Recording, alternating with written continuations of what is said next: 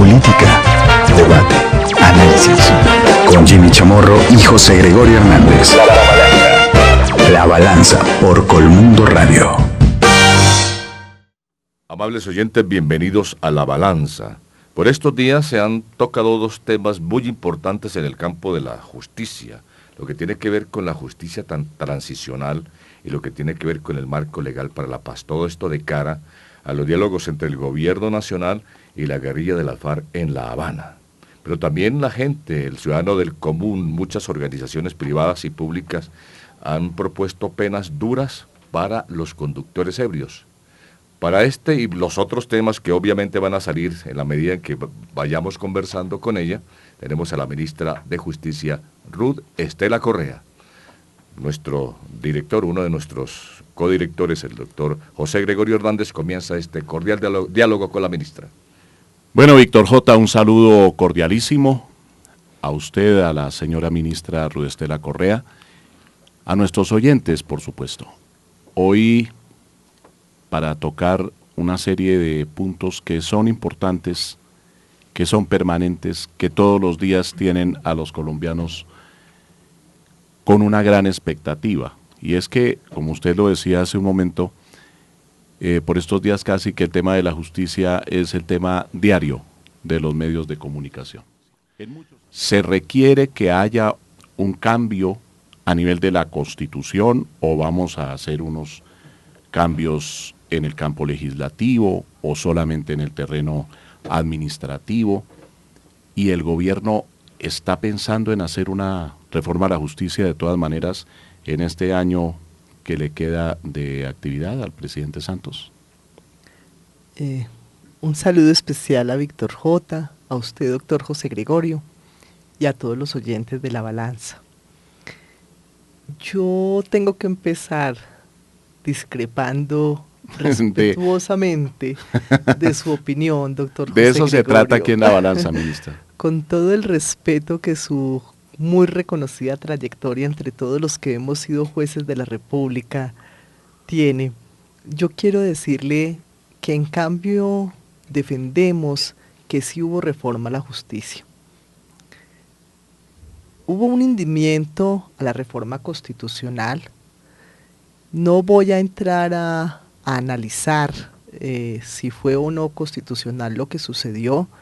La realidad es que hoy no tenemos una reforma constitucional, pero esa reforma constitucional, cuando uno la revisaba, encontraba que no impactaba los problemas de la justicia.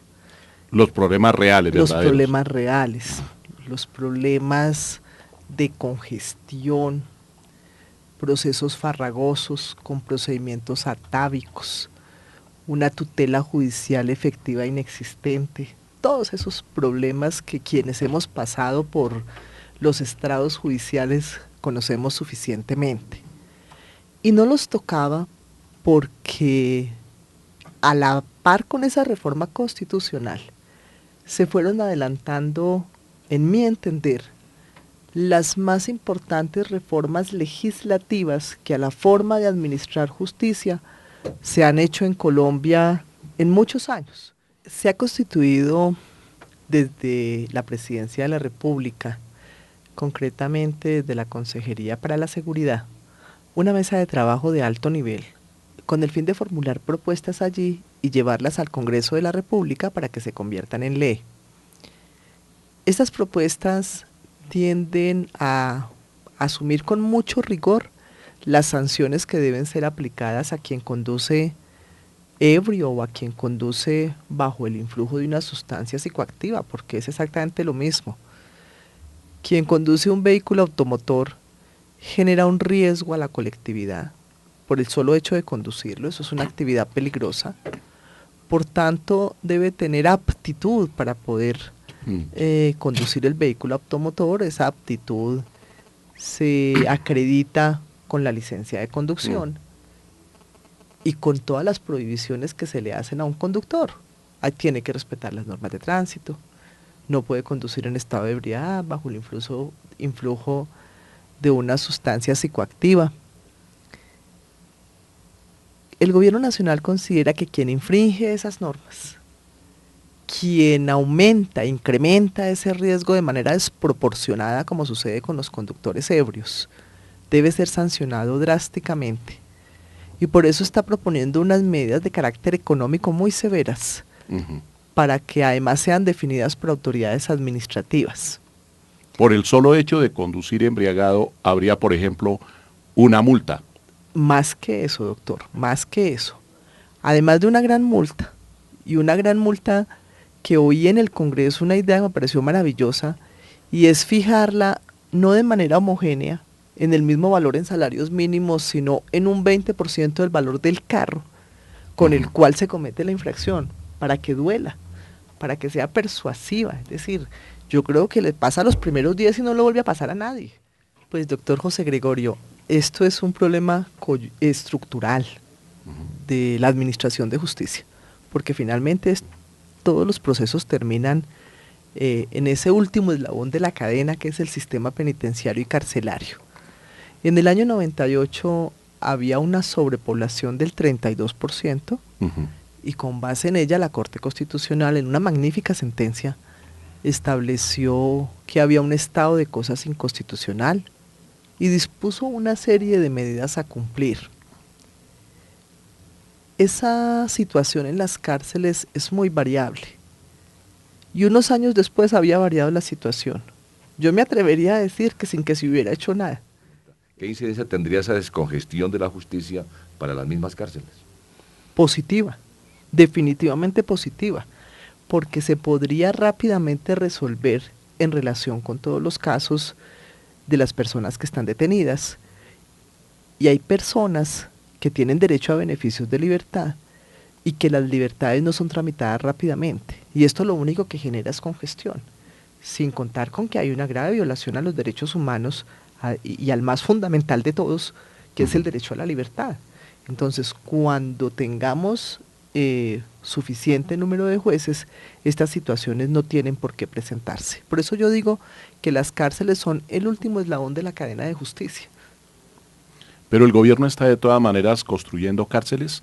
El defensor del pueblo esta semana ha dicho que a su juicio la declaración de emergencia carcelaria, que es de hace ¿cuánto tiempo? 2 meses. 2 meses. El 31 de mayo. Que esa declaración de emergencia carcelaria no sirvió para mayor cosa, sino para diagnosticar que hay un problema grave. Pero entonces que no, más o menos lo que uno entiende es que según el defensor del pueblo no hubo ningún efecto, ninguna modificación. Expliquemos a los oyentes, ministra, para qué es la declaración de emergencia carcelaria y qué es lo que se persigue, especialmente desde el punto de vista de la contratación. La emergencia carcelaria permite varias medidas que han dado resultados positivos. La primera de ellas, más jueces, y ahí está la muestra, ahí está la prueba. No es sino mirar la estadística de cuántas personas había detenidas en diciembre y cuántas hay hoy. No ha subido el número en 4.200, cuando este año las perspectivas, las proyecciones apuntaban mínimo a 12.000. ¿Las megacárceles las están construyendo, ministra? No, señor. Las megacárceles son un proyecto de difícil estructuración, porque son un proyecto APP, Asociación Público-Privada. Con CAF se celebró un convenio en el 2011, CAF es la Corporación Andina de Fomento. Se celebró un contrato en el 2011 con el fin de que CAF estructurara esos proyectos. Esas megacárceles van a poder albergar 4 o 5.000 hombres, y el concepto de megacárcel, más que por el número de personas que puede albergar, es por los servicios que presta, porque están concebidas como unos complejos muy modernos, con juzgados, con hospital, por lo menos para una atención de primero e incluso hasta de segundo nivel, con el fin de no hacer remisiones, con el cumplimiento de todos los estándares internacionales en materia de salas de visita y demás. Estas megacárceles todavía se están estructurando porque van a ser financiadas por particulares. Ese modelo financiero se está inventando, la CAF todavía no nos ha entregado resultados. Por esa razón este es un proyecto que está más retrasado, debe ser muy bien estructurado, pero eso no nos impide estar trabajando en otros como los que le acabo de mencionar, que sí son frutos de rápido recoger. Bueno, Víctor J., creo que nos vamos. Como ocurre con todos los personajes importantes, se le quedan a uno por lo menos 20 preguntas en el tintero. No, pues estamos para otros tres programas con la ministra. Ministra, muchas gracias por asistir a nuestro programa La Balanza. Víctor J., muchas gracias. Doctor José Gregorio, Bueno, gracias ministra, por muchas gracias por esta habernos conversación acompañado. tan agradable. Se cierran los micrófonos en La Balanza. Los esperamos el próximo domingo para debatir los hechos que son noticia en el país.